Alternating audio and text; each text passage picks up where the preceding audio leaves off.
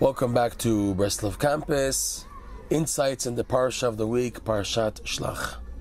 This Parsha, as we can see on our own, talks about the slander spoken by the spies against the Holy Land. In their slander, they bring a verse. Eretz ochelet yoshveha. A land which eats up its inhabitants. Rashi explains that wherever the spies went, they saw the people of the land of Canaan burying their dead. Wherever they went, there was burials, there was funerals. Rashi explains Hashem did this purposely so that the people of Canaan should not identify and notice the spies. Because while they were crying and moaning over the deceased relatives, the spies were able to travel throughout the land and to see the land. So it was of benefit.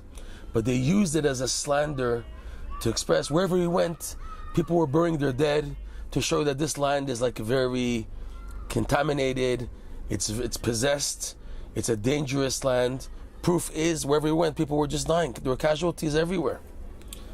Rabbi Nachman, he goes a step forward on a deeper dimension and finds in this statement something amazing. He says like this: the goal of a Jew, every Jew should strive to come to the land of Israel. Eretz Yisrael, the land of Israel, is called the land of Yisrael, and the Jewish people are called Yisrael, Bnei Yisrael, the children of Israel, to show that our place is here. Every Jew in the world should have a connection to the Holy Land of Israel, at least to walk 4 cubits. And the goal of every Jew should be to eventually come here permanently.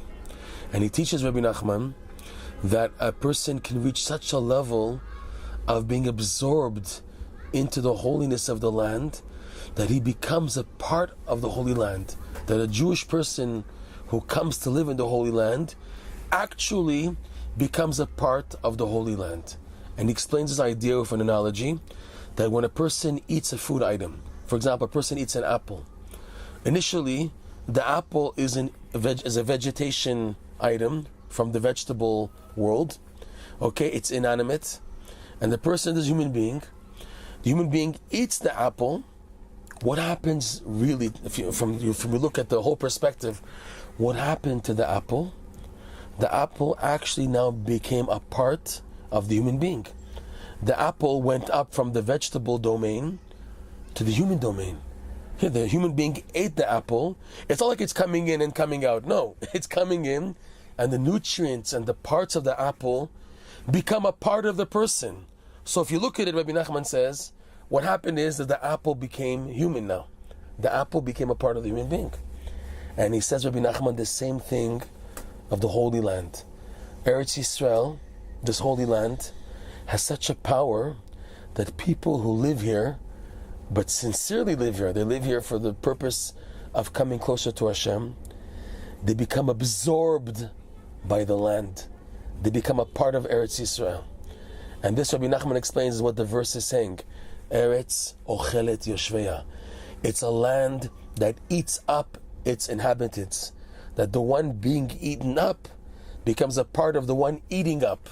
In this case, a human being, a Jew coming to live in Eretz Yisrael, he becomes absorbed, his body, his physical essence, becomes a part of the Holy Land, to the extent that this person is one with the Holy Land. So now going back to the spies, what Rabbi Nachman seems to be explaining is something so positive. And the spies were using this statement as something negative. They were trying to say slander. It's a land that eats up its inhabitants. Wherever he went, there are people dying. And here Rabbi Nachman took the same verse and explained it on a positive dimension, that you're now part of the Holy Lands. What's the slander here? So this is the thing. Not everybody is ready to give up living physically in this physical world and to become a part of holiness, to become a part of the Holy Land. Many people don't want to give up their big houses and their nice comfortable cars and their nice job and everything, and to sacrifice everything to move to the Holy Land. It's very difficult for some people because it is a self-sacrifice. To become absorbed by the Holy Land is a type of sacrifice. You're not going to drop everything to become part of holiness 100%. Are you ready for this? The spies showed and indicated, like the Zohar also talks about this, that they weren't ready to enter that level of degree of holiness that the Holy Land dictated. That's why they slandered. The Zohar goes to very deep to explain in how could such very prominent people like the spies, they weren't regular people.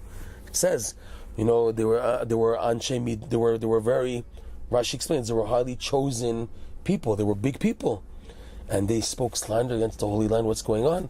It's because they were going to lose their prestige and honor, which is in relationship to the physical existence of this world, that they were going to lose and have to give up by entering the Holy Land, which is why they left the Holy Land.